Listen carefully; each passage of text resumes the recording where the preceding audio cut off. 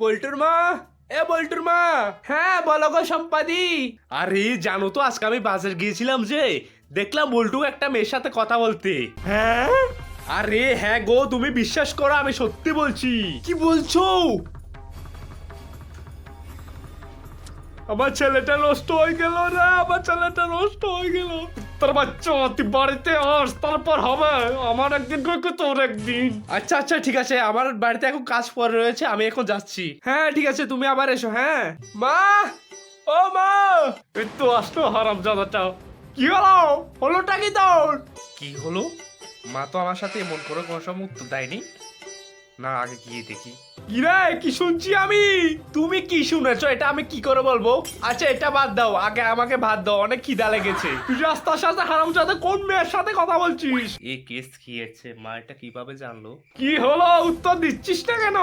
কই কেউ সাথে না তো। আসার সময় জাস্ট একটা বন্ধুর সাথে কথা বলেছি। বন্ধুর সাথে কথা বলছিস? তোর বাচ্চা তো কাজ করে। বাবা গো, বাবা আস্তে আস্তে, আমি এসব কাজ করবো না গো